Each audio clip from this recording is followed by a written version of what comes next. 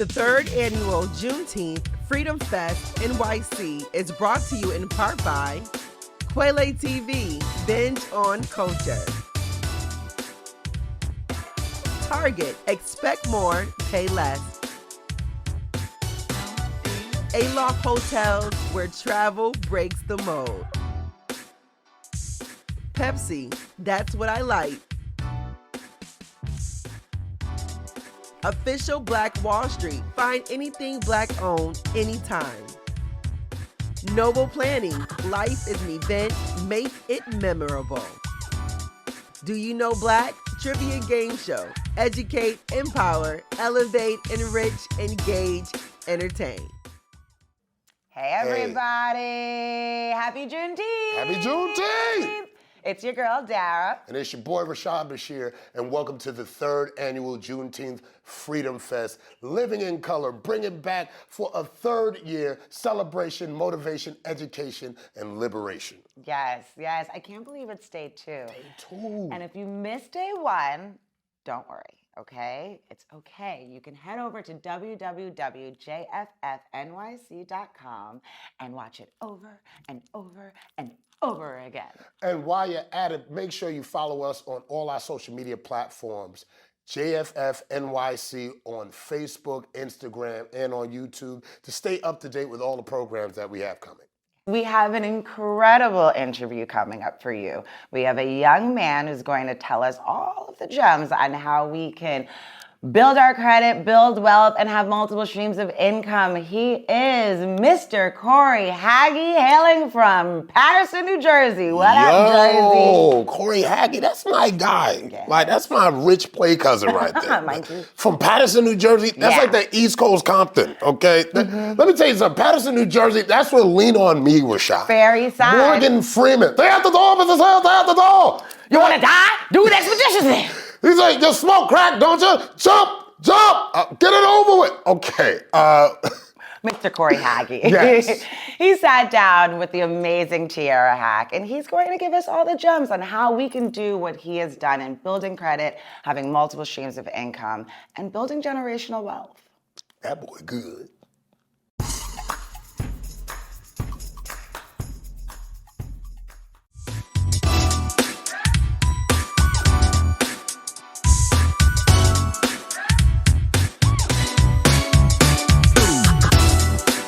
Hi, I'm Tiara Mack. I'm the Executive Director of the Pitkin Avenue Business Improvement District, and I'm here with... My name is Corey Haggy.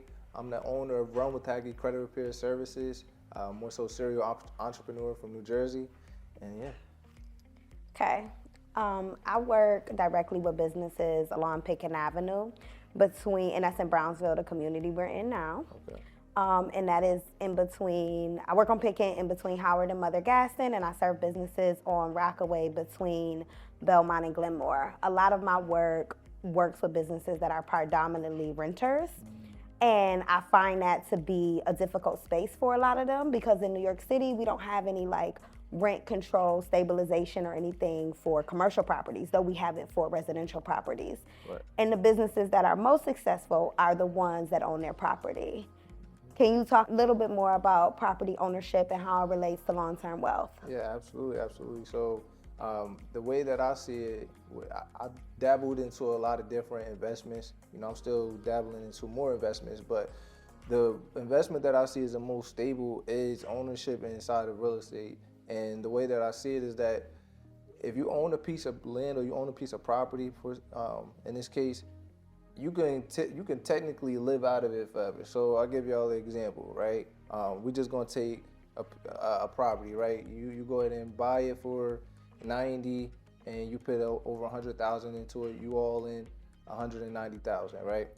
At that point, you just force the value and you put more equity into this home.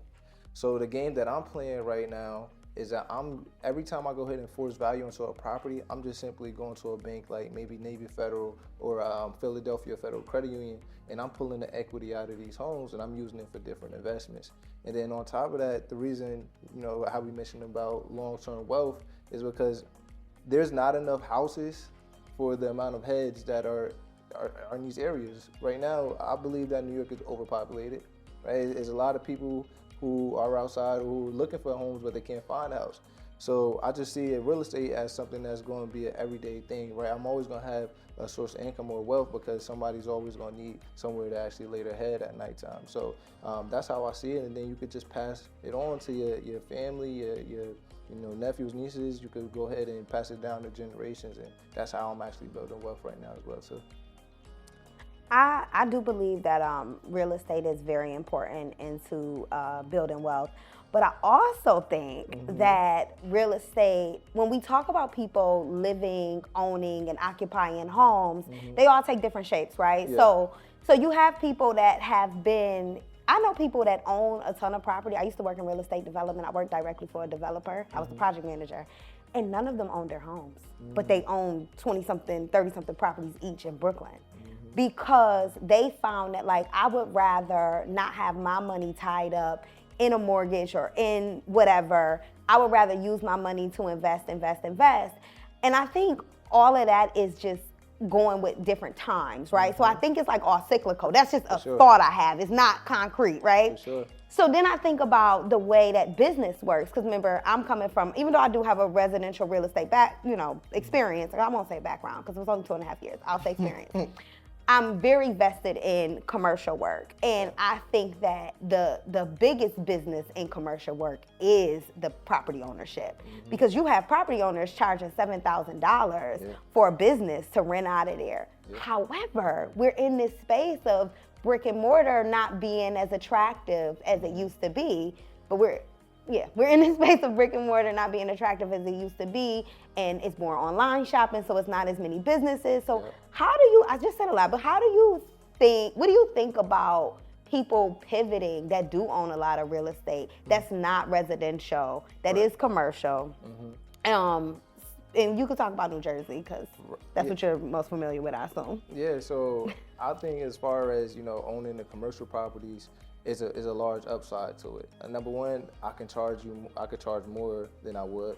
Number two, what's going on right now is a lot of people are diving into entrepreneurship. So, for example, a lot of I have Airbnbs. I'm just going to use this for example. So it's commercial. I rolled down a block and I see them all the time. Like, it looked like it's starting to be gentrified down there, right? So inside of those houses or inside of those complexes, those commercial complexes, I seen that there's a lot of rents for sale, right? So somebody like me who's an investor or the average day person, since entrepreneurship is starting to become a fad, right? They want to get into Airbnbs. Well, you could just go to one of those apartment complexes and you could grab you 3 different stories right there. So now, as a owner, as a commercial property owner, I have a sense of security because I know that there's people looking to go ahead and rent out my commercial properties. I know that this is more of a ongoing thing. It's going to be here for a long time. It's not going anywhere, and I can make a decent amount of money. But as far as like how you were saying, a lot of things are going online, right? But there's still a lot of things that actually need a space. So we got a lot of people as well too who are getting into clothes and whatnot. So those commercial properties and those commercial buildings, they always have like a downstairs area whether it's a restaurant, there's a gym that needs to be in there. I see a lot of my guys back over in Jersey, they put sneaker stores in these places. So those are the places where you see it's levels to it, right? You got your single families, you got your multi-families, but then you start going commercial, and that's where the big bucks are at, for sure. I like mixed. Being in New York really grown my appreciation. I'm from Buffalo, so being in New York City proper has really grown my appreciation for mixed use retail. What you're explaining is like when they have the commercial on the bottom, the residential on top, that is highly attractive as an investor or even as a renter owner. Like I would live on my first floor and rent my commercial or have me a little coffee shop funding itself, that's just like a personal thing. But I think what else I'm seeing is multiple uses for like one property. I have a business owner on the corridor, a black man. He owns a screen printing shop, but he's also, so on the first floor is embroidery and like all of his merchandise, like wholesale merchandise. Right. In the basement, they're doing screen printing because that's where all the chemicals is at. Upstairs in the back, he has a graphic designer. In the middle of upstairs, he has a photography studio. And in the very front is a small event space. Oh, he's crushing And then it. on top, he has residential properties. Yeah, he's crushing it. Crushing it Yeah. in Brownsville. And it's like, I don't go into the residential part, but when people come and visit the corridor, I take them to that because to me, that is getting the most out of your square footage. Sure. And if you're doing anything in real estate, especially commercial, you really should be maximizing that square footage. I see businesses do the worst when they're like trying to sell lollipops in 2,500 square feet. Yeah, we're not doing that. Right. So and I think another, so something we're doing at the bid and trying out is we are helping, or not helping, but we are doing some real merchant-focused work. Okay. And one of the things is Brownsville is highly creative. So we have a lot of businesses that are maker spaces, like Kim does screen print and does embroidery. We have people that do photography, fly drones, and they have brick and mortar. So what we're doing is we're paying for them to teach community members free of cost. So we pay for it, and then it's open to the community. It's a cap on the class size, but they get to take these different classes, and that's another way. And I started doing that to show the businesses, like, of course you have your retail that you're selling, but you also have a skill set that people want to learn. So why not start charging and doing some classes? I tell people that all the time, like, as far as skill set, that's how you're gonna last in this world. Yes. Like, as a man, as a woman, you need to go ahead and stamp yourself in front of your community or your audience as somebody that's valuable. So with those skill sets, I mean, it's just endless, and that's how you really gonna last out here, man. Because maybe one business doesn't do that, but education is everlasting. So the more people you teach, the more value you got, the more your pocket's gonna stay afloat, for sure. Speaking of teaching, Okay. do you do any teaching? Yeah, I do. I do a lot of teaching. So basically, my type of teaching is teaching people how to go from zero or from broke to no joke. Right? I like to say it like that, 0 to 100. Basically, I get a lot of people who come to me and they may not know where to go, where to start. They may not know, they may have an idea of how to go ahead and get their business off the road or get it started, but they don't know how to go about things. So, you know, my everyday teaching is more so, all right, you know, where are we right now? Like, what you working with? All right, and let's go ahead and do this. Let's go ahead and tweak this. Let's enhance this, and let's go ahead and get your business started. So I'm more so LLC startup for sure, like top to bottom, structuring that thing so they could go do what you're saying and get into these banks and get, you know, some type of a loan or some type of line of credit to go ahead and start a commercial unit like you were talking about in Brownsville. You know, a lot of them want to do a lot of my clients want to do a lot of different things. We talked about Airbnb a little bit, the Toros, they want to dive into real estate. And we're black! This is the game show testing your knowledge of all things black. And today, we got 5 brothers and sisters competing for the all black prize hat.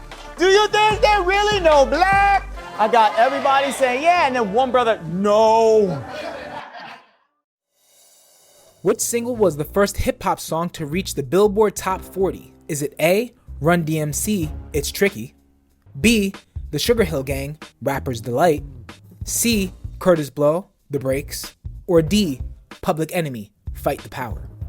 Keep watching and we'll be back with the answer. In Texas, we Juneteenth with marching bands, and Grandma Opa Lee, we Juneteenth to preserve our history. In LA, we Juneteenth with crowds in Leimert Park to bring generations together. In New Orleans, we Juneteenth near Congo Square and on the second line, in memory of our ancestors who never saw freedom. In Buffalo, we Juneteenth with our entire family showing up and showing out. We drill, we dance in the parade. We Juneteenth unafraid because we won't be broken. In Harlem, we Juneteenth loud and unapologetically with our community. We Juneteenth with pride, and we do it for the culture. Juneteenth is our day, so we do it our way. We do it for us. How will you Juneteenth? Join Juneteenth Freedom Fest NYC in Harlem on Saturday, June 17th to celebrate Black dopeness. For more information, go to www.jffnyc.com. Which single was the first hip-hop song to reach the Billboard Top 40? Is it A, Run DMC, It's Tricky. B, The Sugar Hill Gang, Rapper's Delight. C, Curtis Blow, The Breaks. Or D, Public Enemy, Fight the Power. The answer is B, The Sugar Hill Gang, Rapper's Delight.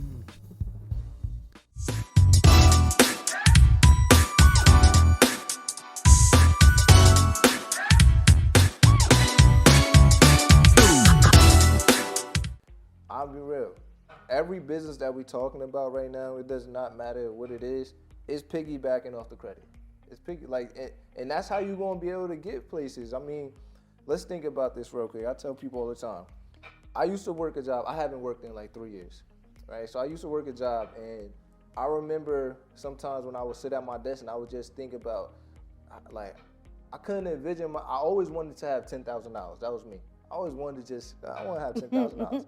But the type of work the type of work I was in, it's hard for me to live and do the things I gotta do in my personal life and then also save as well too. And then have all these aspirations and these dreams and want to and be super ambitious. So how is the average person gonna do this without doing something illegal? The easiest way is to go ahead and use your 3-digit number, your credit score, and you could walk into these banks and you could get $10,000 off of one credit card. You know, you get I got $50,000, $65,000 one bank, and I'm using it to invest in the things I'm into now. So, you know, that's the type of teaching that I'm doing with people right now. Okay, so you're teaching financial literacy specifically in the credit and entrepreneur space. Can you define what financial literacy means to you? Cool. Financial literacy means to me, it's a game changer, right? Is what's gonna be your backbone, right? Financial literacy is I say it all the time, like I say we're ignorant to a lot of things, right? It's making life a lot smoother. It's not as hard as we think it is, right? It's giving you that chance, okay? It's taking a shot on yourself, right? And it's what you need to actually go ahead and turn your dreams into reality. If we being quite frank, and I wouldn't be in this place I'm in right now if it wasn't for it. And it's kind of cool because, like a lot of us, you know, our families, we weren't taught these things, but I know that it's serious right now because I got teachers, college professors, my mom, my cousins. I'm talking about like people I used to look up to. Now they coming to me asking me questions. Of course, I'm answering them and helping them out with open arms, but it's just when they know that you got it, and they didn't learn those things, and they know that you know a way out, man. That's what it's about, and we just passing it on to generations. We just unlocking the change. That's what I think the financial literacy is to me. Okay. And what do you think is the biggest barrier to unlocking the change in regards to financial literacy? Oh, all right. So, you know what I tell people? I tell people all the time, don't be addicted to the information, but allergic to execution. I can give everybody in this room a play to go ahead and get $50,000. I give you the play, but then when I give you the play, now you got it and you scared to actually do what I'm telling you to do. So a lot of people, I think the biggest barrier is, number one, nobody think this stuff is real. No, we living in a place right now, a lot of people think things are scammy. It doesn't sound too good to be true, X, Y, Z. I understand that because there's a lot of wicked stuff out here. But, you know, when you do have some good information and, you know, it's checked and it's ran and it happens for multiple people, and you get that information, I just see a lot of people in the quicksand. They feet be in the quicksand, man. So it's like, you gotta want it bad enough for yourself. When I come into people, you know, I want it bad enough for them, but if you don't want it bad enough for yourself, then you're probably gonna be in the same situation. You mentioned teachers and professors and family members. Can you talk about a little bit where you're from and how that influenced your direction into this work? Yeah. So I'm from a city called Patterson, right over in New Jersey. Shoot, I mean, if we thinking about the toughest cities or most violent cities, killings or whatnot, Patterson probably top 5 in New Jersey, alongside of Camden. You got the Newarks, you got the East Oranges, you got the Patterson. So we right up in there as far as that go. And I could, you know, just remember growing up, single mom, had about 4 or 5 siblings with me in the same house. We was sharing 2 rooms. And I just give kudos to my mom because I don't know how she made it. I don't know how she did it. Like, I don't know how she made it work, but she definitely made it work, and she sacrificed a lot. And I had a point in time where I had a little point in time where I was running the streets a little bit. You know, that was a big influence for me in like my middle of my high school, and I had to make a decision. I'm saying I can't keep doing this. And I got all into with my sports. I played football and basketball, and you know, I thank God about that. You know, somebody took a chance on me with football. So I ended up going down to Rowan University, and it was a big culture shock for me. I mean, I'm from the city. Everything's fast paced. We drive cars real fast up there, right? You know, everybody. I know who's around the block, but you go down there into a whole different environment. And it was like a big culture shock for me, but I'm glad that I did go down there. But you know, all in all, like growing up in Patterson, you gotta be tough. You gotta be tough, and you know, I feel like that's why I am the way I am now. You know, I persevered through a lot of stuff. It's the inner cities, and it molds you for who you are right now. And if you take it and you turn it into something that's a motivation for you, and something that could go ahead and keep that fire in you, then you see a lot of these brilliant people. There's a lot of brilliant people in these inner cities, man. Like a lot of talent in these inner cities. And you know, kudos to everybody who's on their way, and kudos to everybody who made it out, for sure. And I think that I wanna talk about, put a pin in this, I wanna talk about making it out. Okay. Cause I think that's like, the way that I was raised, like I was raised very like pro-black. Like in Buffalo, my great-great-grandmother owned a store in a red line neighborhood. My grandfather lived near the housing projects. They didn't live in the projects. All his sisters and stuff owned their house or whatever. Black women owning their house in the 70s, you know, graduating from college too in the 70s. But my grandfather, it was a dilapidated park. So he submitted to like, let's build this park up. And it was all about keeping that black neighborhood strong, right? So when people talk about like getting out, like I live in Brownsville, Brooklyn, which is rough, like pattern, you know, has the same type of the bottom of the bottom on every single list. But I love it there. And it's like, I love it there because I walk outside and I see nothing but people that look like me. And I see people that's trying and that are in love with their blackness and in love with their community. And I think that, well, I'm gonna ask you this, is like, why is it that we strive to get out? And I'm not saying this is true of you, opposed to striving to make our communities what we wanna get out to, right? What we wanna get out of. Because like, I think it's like you said, we strong people. We overcome everything. So why is it when it comes to our residential life that we need to flee it? A lot of change, yes. I mean, let's be real. There's a lot of protesting things that go on around cities.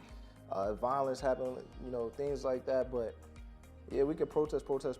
Things will happen over time. But a lot of times, you gotta have the funds that come behind it. So I'll just say, in my case, I want to start a Run with Aggie Foundation. One of my goals, I'm letting y'all know now, but one of my goals for this upcoming like December time, I want to do my first like gala. With that gala, I'm bringing all the heavy hitters who I've met and been networking with throughout my time just being in college and, you know, being in this space. But I want to do something to where, you know, we have a gala and we have the foundation, and those donations that come go to the kids that's in the city. But I feel as though if the information, because the reason why there's a lot of lack and poverty that's around these inner cities, because the information is nobody's teaching in there, right? It may be teaching, but it's not enough doers, so, or not the right information. So I feel like it takes some pioneers, just like we was living back in times where we gotta go out there and hunt for our food. It takes some pioneers to go out there, get the information, then bring it back home. And that's what I feel like I'm doing in my case right now. And you know, other people do. You go out, you do what you got to do, you get the information, then you bring it back to your city and you do it, and you know, you see how your seeds grow. Okay. And that's my plan personally.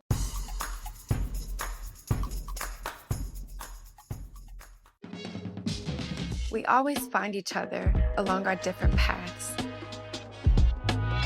Sometimes we even make it out the group chat, and it's like no time has passed. No matter where we are, we're always intertwined. Our destination is us, and we feed each other shine. Find your shine at Target. Hey, y'all. Stay tuned because you don't want to miss the rest of Corey running the play on how we can generate extra income. Do you think black culture needs gatekeepers? Oh, yeah. Nah, because I feel like then that limits it. Sometimes we be taking it too far. We gotta hear from other people, like, you know. Definitely we need gatekeepers. We need gatekeepers that we've appointed, people that represent us. No, honestly, the fuck? Like, history has gatekept us from everything, period. For the past, 400 or 500 years. Like, you see them Jews, they stick together and stuff. That's what we need to grow as like them, because they can, not struggle the same, but help others figure out how we get there, how we succeed, you know? It comes with the territory. If you're the most popular, you are, like, black people are pop culture. So if we're popular, we're gonna get copied. You know what I mean? And what happens is once it gets copied by too many people, we switch it up. That's what we always do.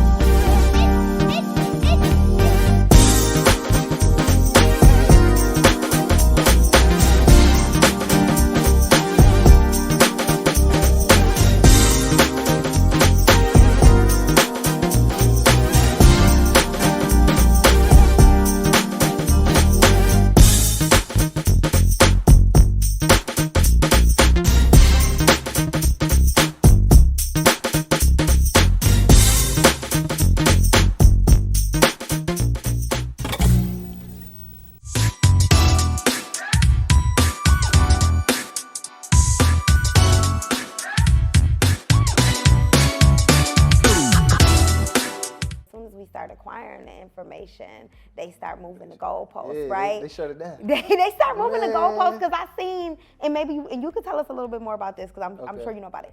Is how they're trying to prolong negative stuff on your credit score, and I feel like during COVID, black people got it in on credit and like really started taking care of their business. We was having this influx of extra money. People was really like, and I'm gonna say, and we wasn't going anywhere, right? So everybody's spending their money directly, taking care of their business. And now it's like they're moving the goalposts again. Could you explain a little bit about that credit score change rumor? So basically what's happening, y'all, is something that's called FICO 10T.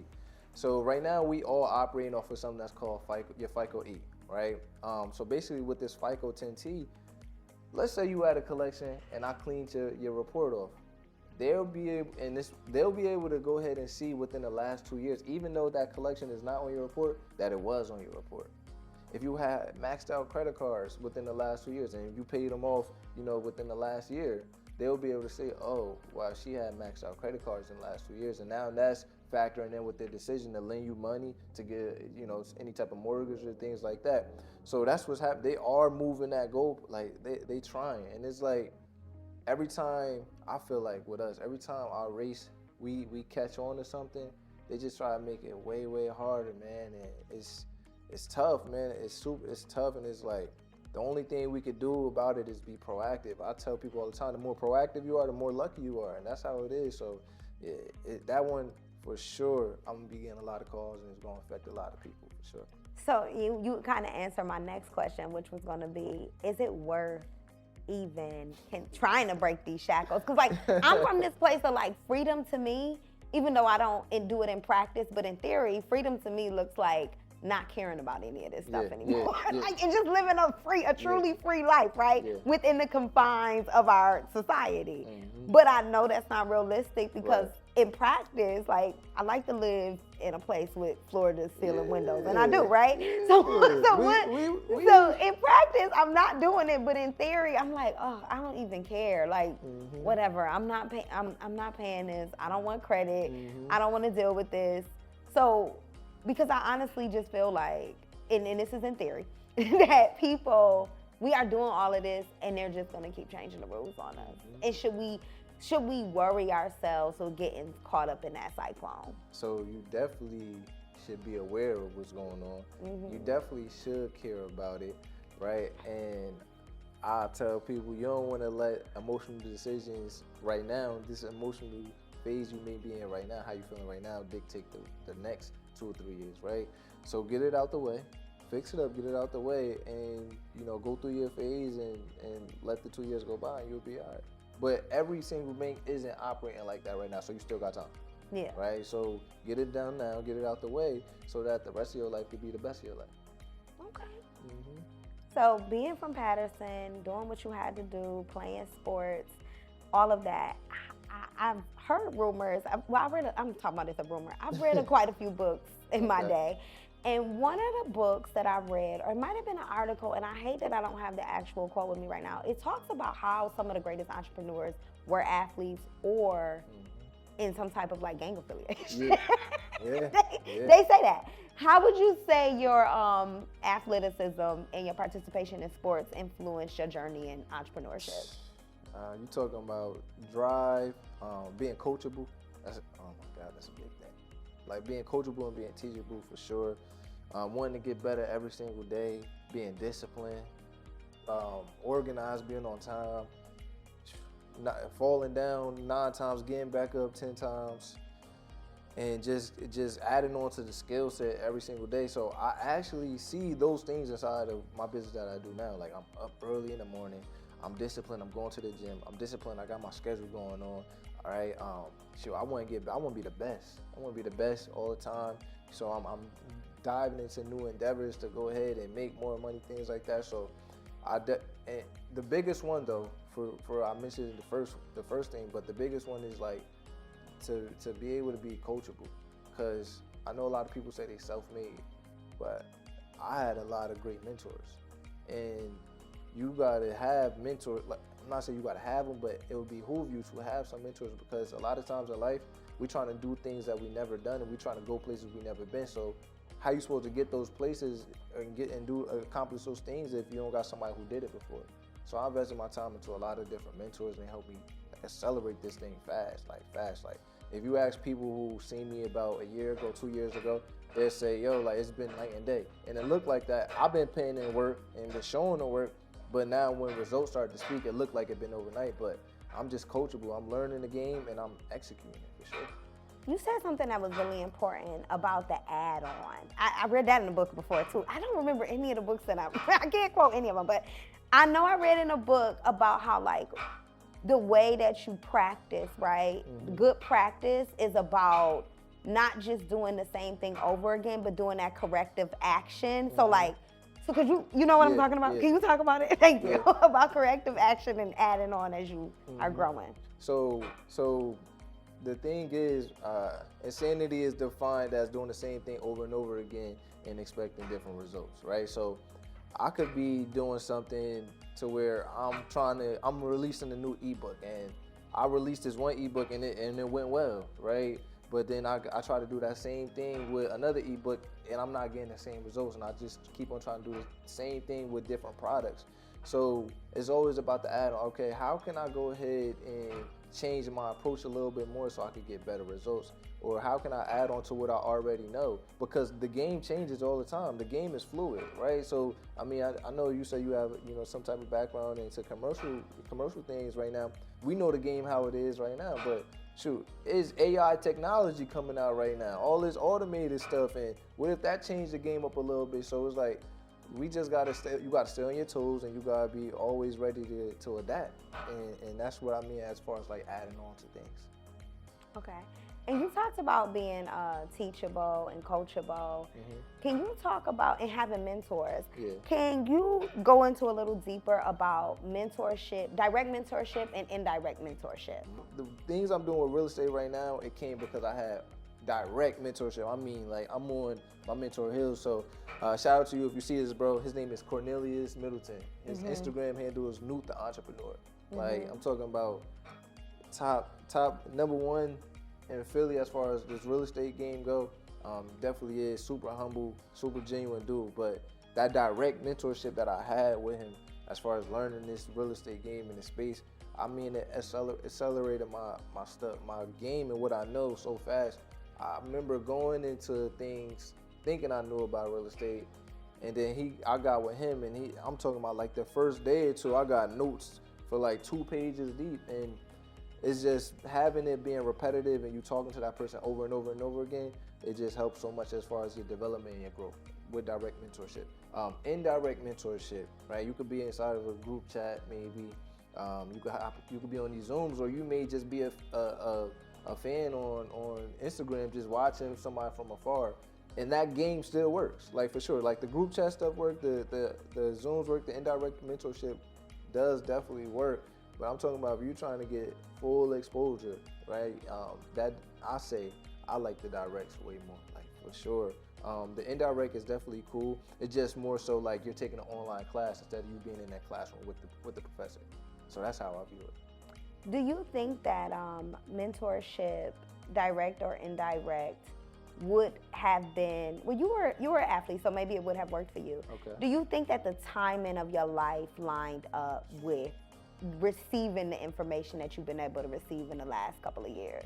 So I knew this stuff 10 years ago as far as mentorship goes, as far as having people in the corner in the education, because I felt like I would have just been in a different space. But yeah, things do happen for a reason as far as timing goes. But for anybody, if you guys are watching, it would be like a big plus. It would be a big load off your shoulders to go ahead and have a mentor in your corner, somebody who know the game, who knows the ins and out, who you could go to at 9 o'clock at night, 10 o'clock at night if you in the gym, and they could go ahead and help you guys out, man. So it's all about getting to your dream life quick enough, right? Faster, right? And just beating time. The faster you beat time to accomplish something, the more you get to live with all the things that you actually want and your accomplishments.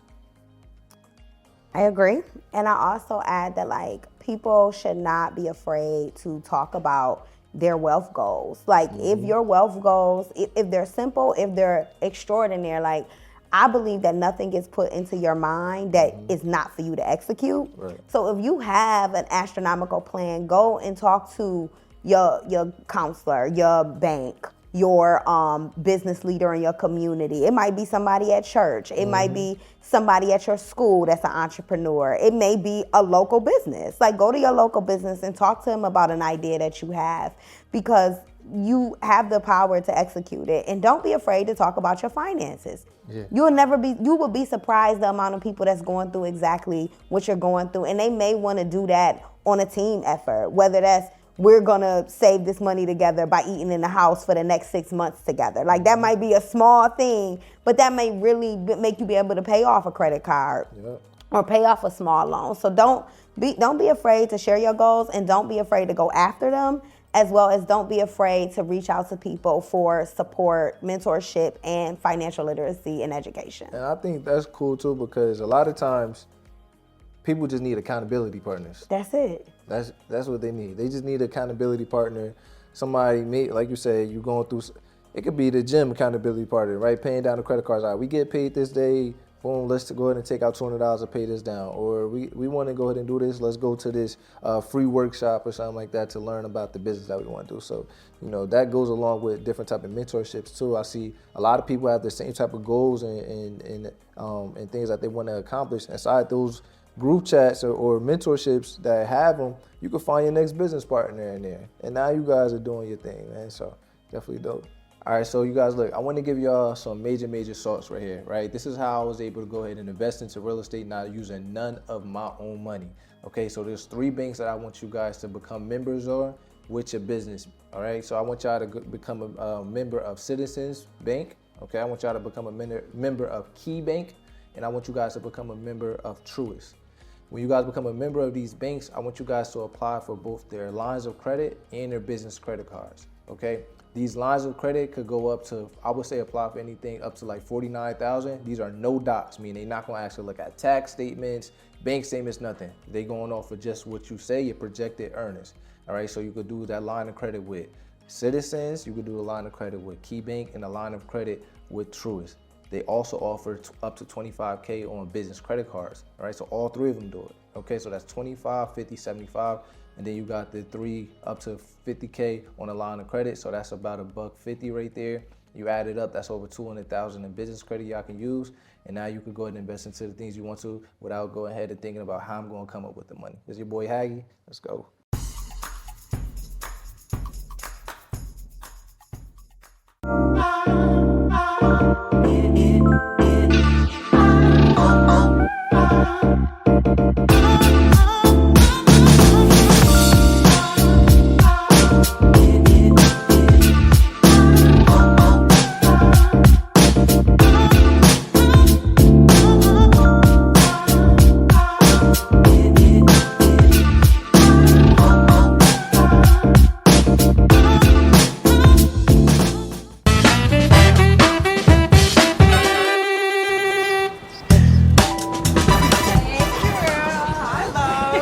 Happy birthday! Thank you, baby. You look so beautiful. You too. Oh These my flowers. gosh. Oh my god. Wait, where did you get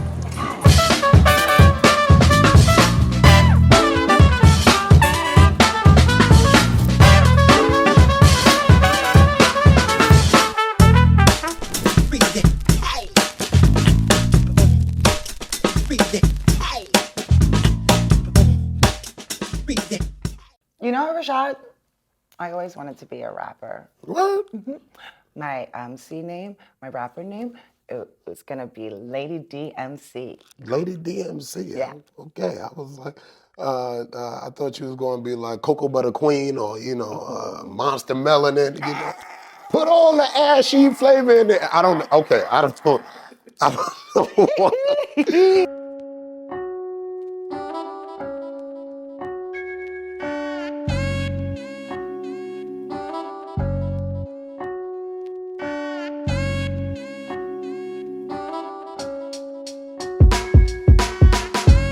Lucky I ain't rude, but do expect for all my black girls to give you some attitude. Mad as hell, guess you wanted gratitude. But truthfully, we fighting to survive, no matter the latitude. See a cop, he already mad at you.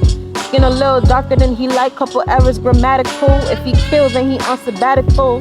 Paid vacation for killing daddies before they son get out of school. It's a shame, and we know who to blame. Same people to kill us, the same ones who run the game. We came a long way, but nothing really changed. The difference is now we buy the whips and the chains, block the hate and the pain with some slick cars. Crying in my songs, all they hear is slick bars. Hope we make it out the ghetto, but even when we make it, know the white man gon' still pull the strings like Geppetto.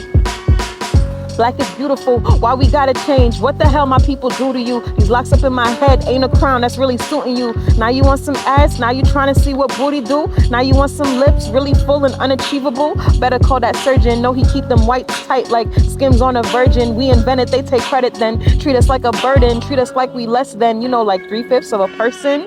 Undeserving, even when we put the work in. Our consequences deadly, they consequences uncertain. Same crime, at least do the same time. One race gets the grace, the other race end up dying.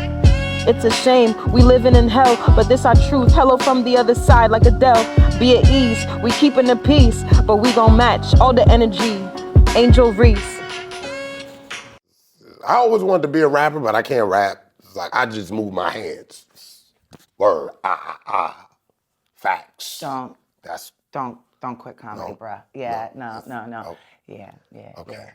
Look, if you've missed anything from tonight, please make sure to go to www.jffnyc.com for the replays, all right?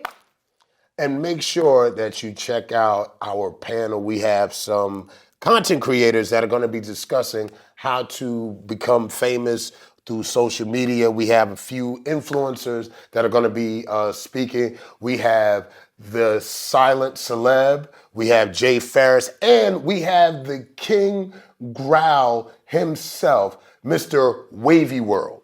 So make sure you tune in, see all of this great content that we got coming. This is the Juneteenth Freedom Fest NYC 2023. Absolutely. And make sure you come tomorrow because we have an exclusive by the sensation, Dear Silence. Because we ain't stressing today.